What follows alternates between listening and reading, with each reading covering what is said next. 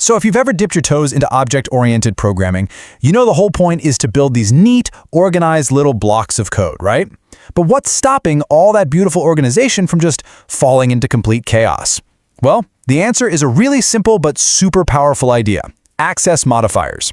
You can think of them as the gatekeepers of your code, the bouncers at the door that bring order and security to everything you create. All right, so here's the game plan. We're going to see what code looks like with no rules at all. Then we'll meet the gatekeepers that fix the mess. I've got a great analogy to help it all make sense. We'll walk through a real example, and then we'll talk about why this whole thing really matters. Let's dive in. Okay, first things first. To really get why the solution is so important, we have to understand the problem. So let's picture it: a world of code with no rules, just pure, absolute chaos. Seriously, just think about that for a second. What if any part of your program could just reach into any other part and start messing with things whenever it wanted? I mean, it would be a total nightmare, right?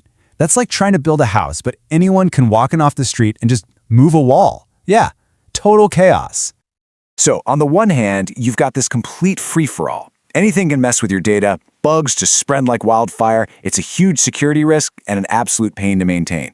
But then you flip the switch, you add access control and everything changes. Suddenly your sensitive data is locked down tight, your code is modular and safe, and you've got these clear, predictable rules for how everything is supposed to talk to each other. It's night and day. So how do we get from that tangled, chaotic mess to something clean and organized? Well, it's time to meet the solution: the gatekeepers of our code. Now, these gatekeepers have an official name, of course: access modifiers. And at the end of the day, they're really just simple keywords you pop into your code. Their whole job is to set one simple rule: who gets to access what. That's it. They're the bouncers at the door, checking the list, deciding who gets in and who has to wait outside. And in most of the big languages you'll be working with, Java, C++, C#, you're going to run into three main types of these guys: public, private, and protected. And you can think of each one as a different level of security clearance for your code. Okay, I know these keywords can sound a little abstract at first, so let's make them way more concrete and easy to remember with a simple analogy. Okay, I want you to picture this. Your entire program is a giant office building. Got it? Now, every class, every block of code you write, that's like a different room or a whole department inside that building. And the access modifiers? Well, they're just the different kinds of doors and locks on all those rooms. Simple, right? So check this out. Anything you mark as public, that's the main lobby. Anyone and everyone in the program can just waltz right in. Then you've got private. That's your personal office. Door locked, for your eyes only. Only the code inside that class can get to it. And then there's protected. This is like a shared team room. Only you and your direct teammates, or what we call subclasses in programming, have the key.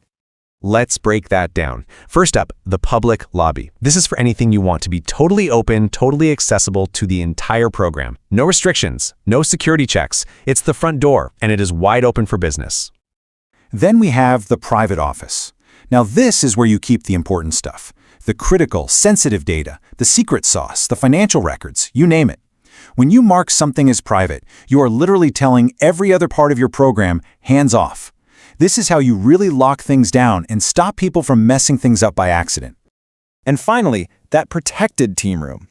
This one is that perfect sweet spot, right in the middle. It's not wide open like the lobby, for sure, but it's not completely sealed off like a private office either. It's specifically designed for collaboration between parts of your code that are closely related. Think of it like a parent class and its kids, the subclasses. They get to share info without broadcasting it to the entire building. Okay, that building analogy is super helpful for getting the concept down, right? But now, let's see how these rules actually work in a real, practical code example. All right, so let's say we have a simple employee class. It's got 3 bits of info. The employee's ID, we'll make that public. It's like their ID badge. Anyone can see it. Then their name, we're going to make that private. That's personal info. We need to keep it secure. And finally, their salary. We'll make that protected. Maybe it can be shared within the HR department, but not with the whole company. Okay, so let's see what happens when we try to actually use these. So first up, that public ID.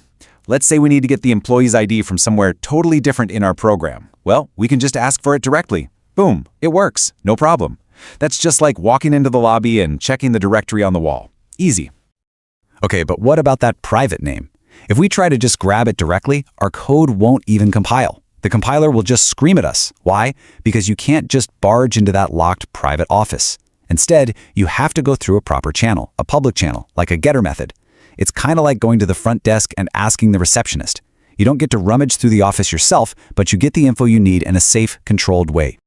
And what about that protected salary? This one's the special case. See, if another piece of code is on the same team, meaning it's a subclass, like a manager class, that inherits from employee, it can access that salary directly. It's got a key to the team room. But if some random, unrelated code from way across the building tries to peek, access denied. Okay, so we've seen the chaos, we've met the gatekeepers, we've walked through the building, and we've seen it in action with some code. Now it's time to zoom out and ask the big question. So what?